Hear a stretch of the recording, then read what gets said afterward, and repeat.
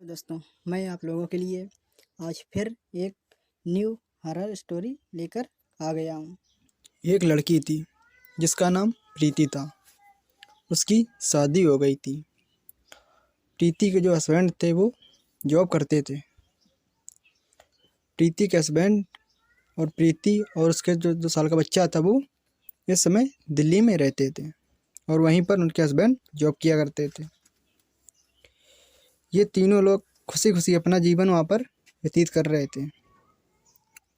फिर काफ़ी समय बीतने के बाद प्रीति के हस्बैंड का ट्रांसफ़र हो गया मनाली में। जब इनके हस्बैंड का ट्रांसफ़र मनाली में हो गया तो इनके हस्बैंड ने प्रीति को बताया कि हमारा ट्रांसफ़र मनाली में हो गया है।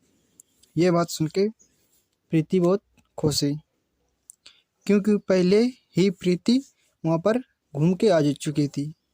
प्रीति को जो मनाली था वहाँ का माहौल बहुत अच्छा लगा था, इसीलिए प्रीति वहाँ जाने के लिए बहुत उत्साहित थी।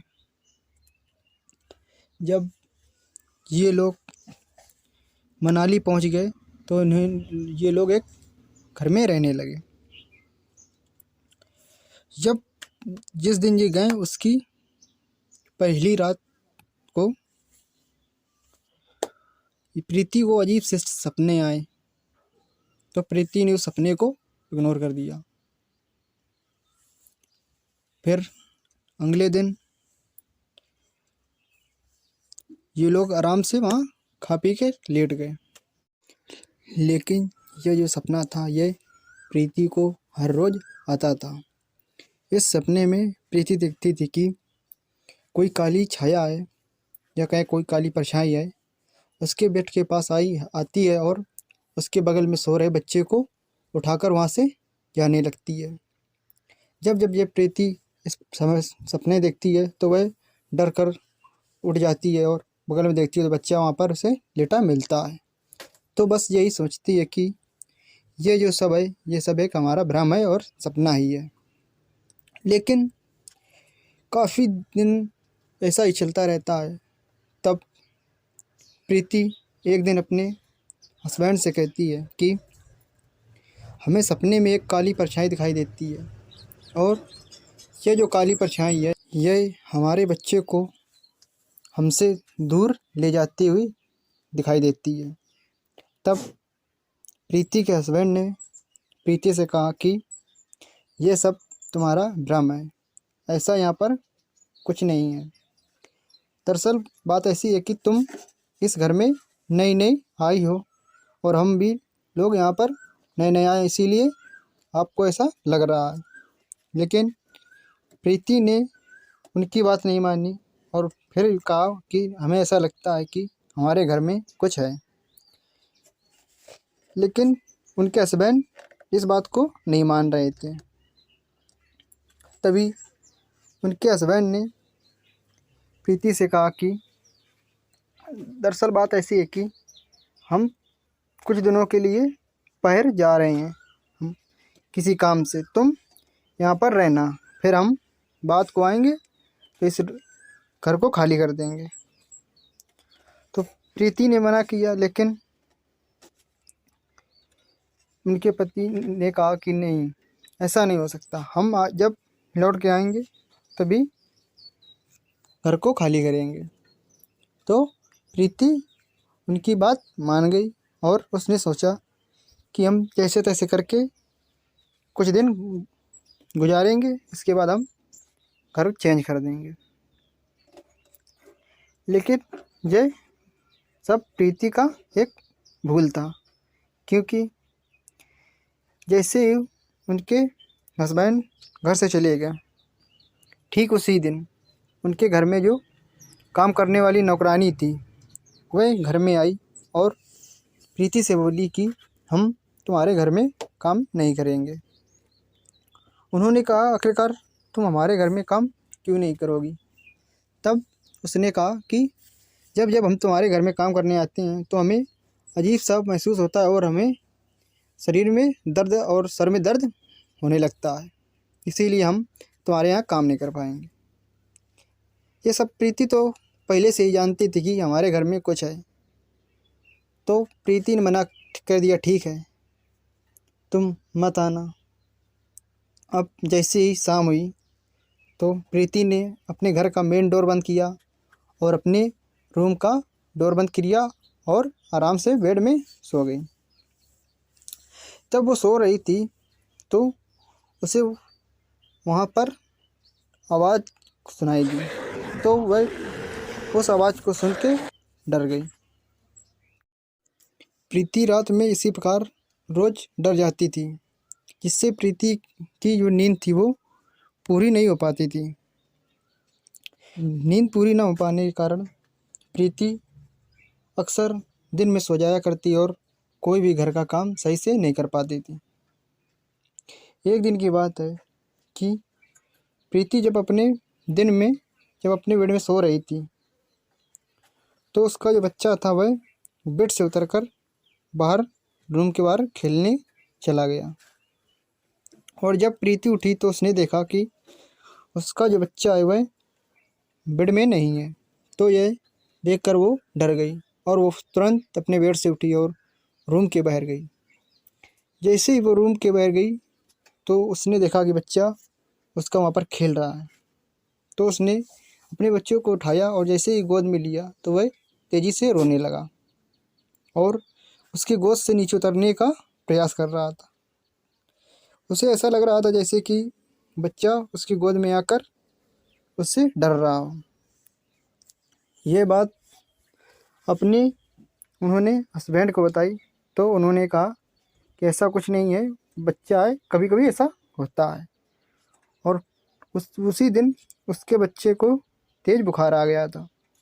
तो वो लोग डॉक्टर के पास ले गए। तब प्रीति ने डॉक्टर से कहा कि ये जो हमारा बच्चा है ये हमसे दूर रहना पसंद करता है।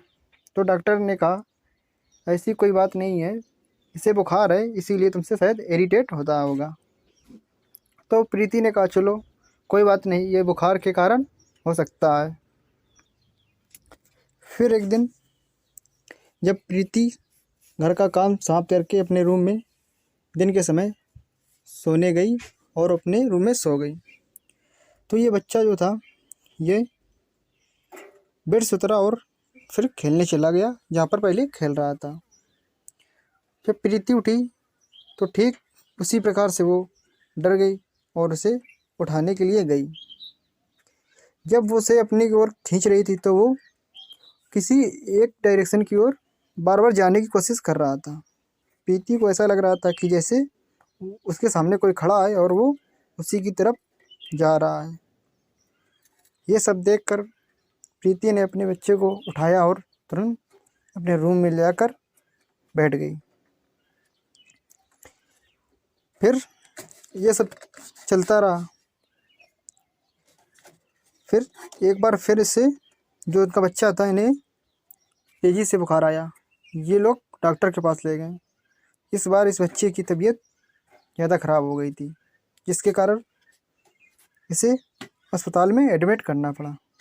और जब ये बात उनके हस्बैंड को पता चली कि उनका जो बच्चा है वो अस्पताल में एडमिट है तो उनके हस्बैंड वहाँ से तुरंत अस्पताल के लिए चल दिए। जब उनके हस्बैंड अस्पताल में आए तो प्रीति से पूछा कि इसे आखिरकार हुआ क्या था। तो प्रीति ने वो सब बताया कि ये वहाँ पर जाके खेल रहा था और जो भी बातें थी सारी बता दी।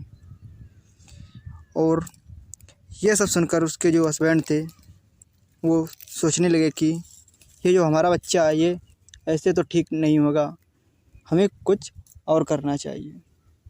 तब इनके हस्बैंड और प्रीति दोनों अपने उसी घर में आए और वहाँ के आसपास के लोगों से पूछने लगे। तो वहाँ के कुछ लोगों ने इन्हें बताया, लेकिन कुछ बातें बताई, लेकिन इन्हें उस घर की पूरी कहानी पता नहीं चली। इन्होंने और पूछने की कोशिश की तो इन्हें एक बूढ़ी औरत मिली जिसने इन्हें उस घर के विषय में बताना शुरू किया। उसने कहा कि आखिरकार आप लोग इस घर में अब तक कैसे रह रहे हो। तो प्रीति ने कहा आखिरकार इसे घर में ऐसा क्या है कि कोई रह नहीं सकता। तब बुढ़िया ने, जो बूढ़ी औरत थी, उसने बताया कि ये जो घर है, इस घर में बहुत पहले एक परिवार रहता था। उस परिवार में एक लड़का था जिसकी शादी हो गई थी। उसकी शादी जिस लड़की से हुई थी वो बहुत गरीब थी और वो अपने साथ दहेज में कुछ लेकर नहीं आई थी। इसीलिए उसे उसके घर वाले और उसके हस्बैंड सभी लोग अक्सर मार पीट करते थे। ऐसा काफ़ी दिनों चलता रहा। फिर टाइम आया कि जब उस परिवार की जो लड़की थी जो शादी करके आई थी, वो उसके पेट में 7 महीने का बच्चा था। और उसी टाइम उनके घर में एक बार फिर से उसे मारा गया। जब उसके घर वाले मार रहे थे तो उस औरत के पेट में जो बच्चा था वो किसी कारण से मर गया। जब उसका बच्चा उसके पेट में मर गया तो जो वो लड़की थी वो काफ़ी दुखी हुई और इस सदमे से वो अजीब सी व्यवहार करने लगी। वो ना सही से खाती पीती थी और ना सही से रहती थी। वो दिन रात बस अपने बच्चे के विषय में सोचा करती थी। ये सब जब हुआ तो इनके परिवार वालों को पुलिस ने सभी को जेल में डाल दिया। केवल इस घर में वही लड़की बची हुई थी।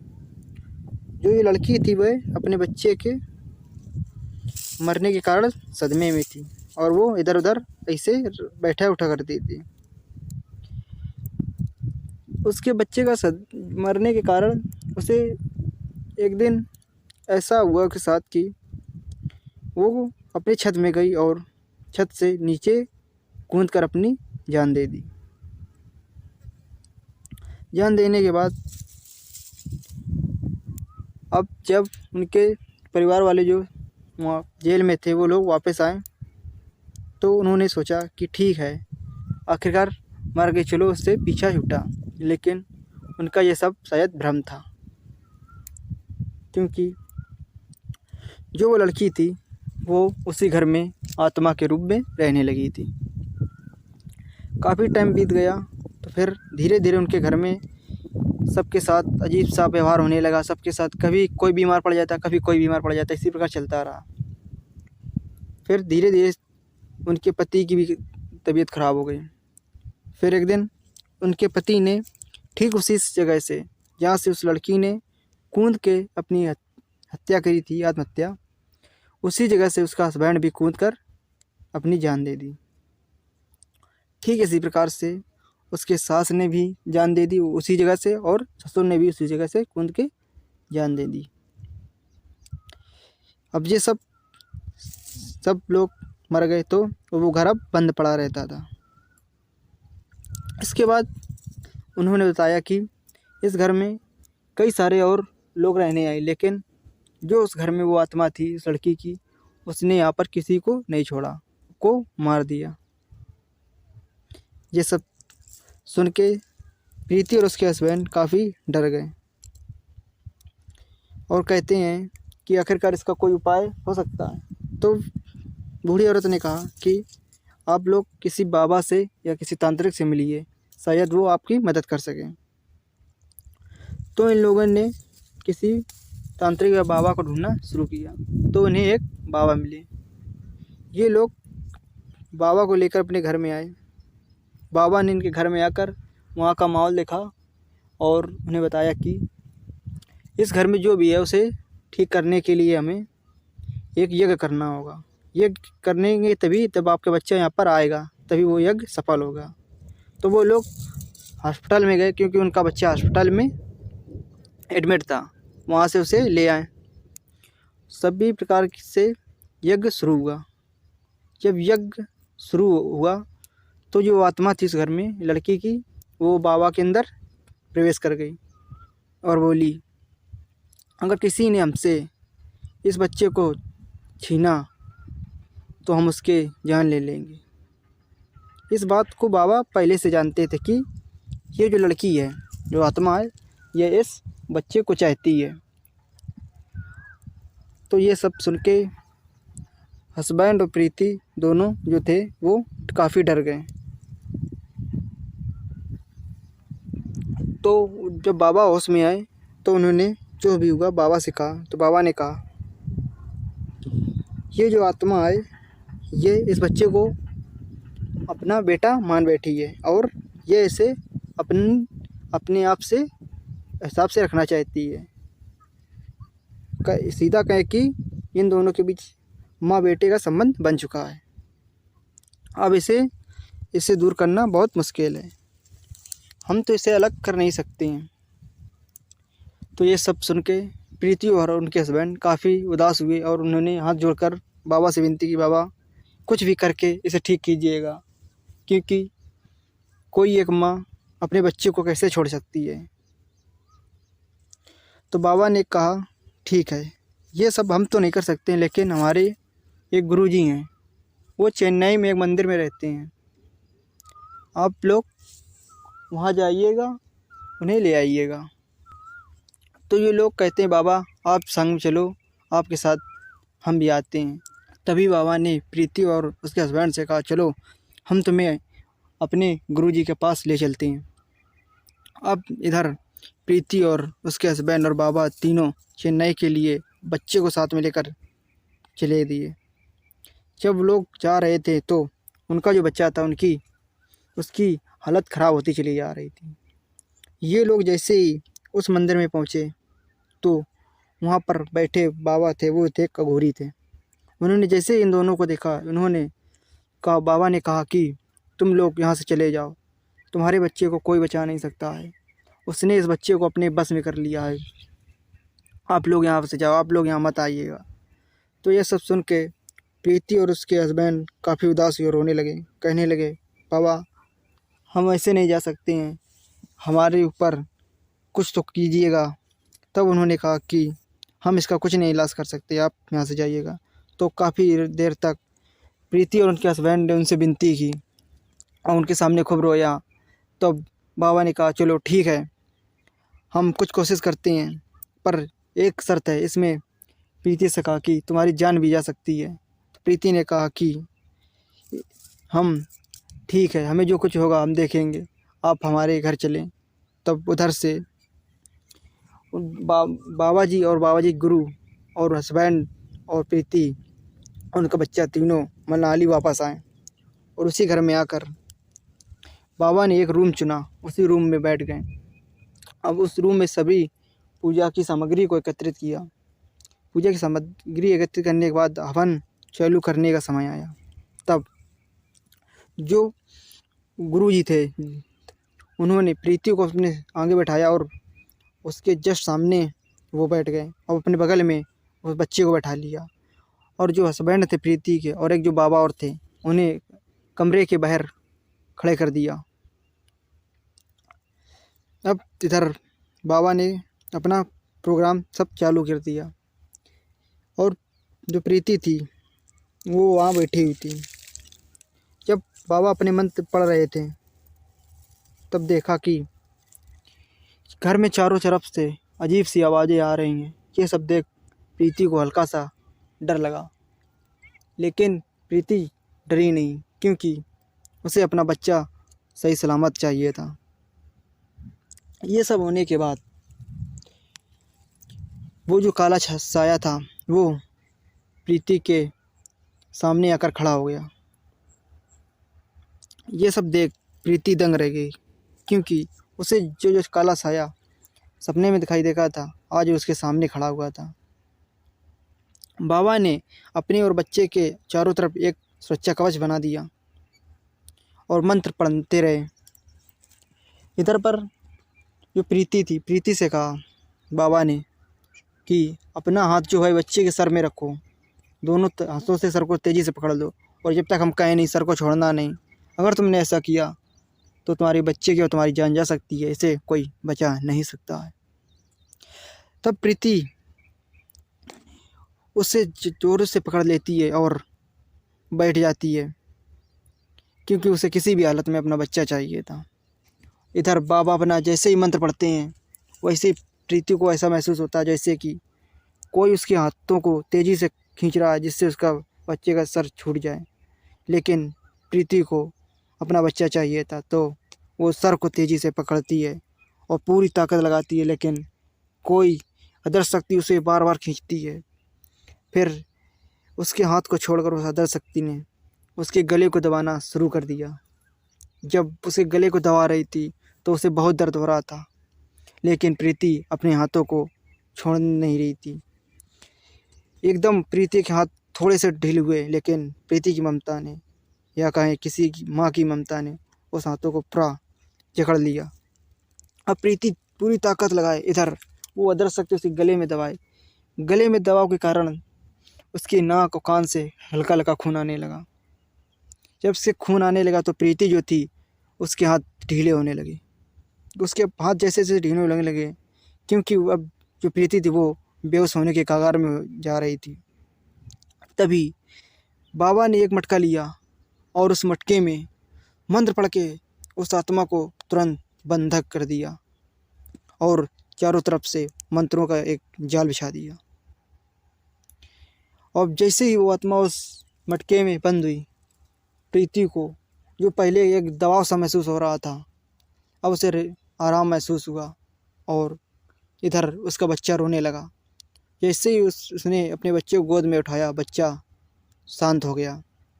प्रीति को ऐसा लगा कि आज उसे बच्चा शायद अपना मिल गया है और बच्चा एकदम शांत था। इधर जो बाबा थे, बाबा ने वो मटका लिया और प्रीति के हस्बैंड से कहा कि ये जो मटका है, इस मटकों को लो और तुम यहाँ से कहीं दूर जाकर जहाँ नदियाँ बह रही हो उसी में से डाल देना। जब मटके को डालना तो उसे पीछे मुड़ के मत देखना, सीधे वहाँ से चले आना, नहीं तो तुम्हारी जान को खतरा हो सकता है। तब उसके हस्बैंड गए और उन्हें नदी में मटका को फेंका और वहाँ से वापस चले आए। बस यहीं से अब दोनों लोगों की लाइफ फिर से अच्छी हो गई। यदि आप लोगों को ये कहानी अच्छी लगी हो तो इसे लाइक कीजिएगा, शेयर कीजिएगा और हमारे चैनल को सब्सक्राइब कीजिएगा, ताकि आप लोगों को इसी प्रकार की रियल हॉरर स्टोरी सुनने को मिलती रहें।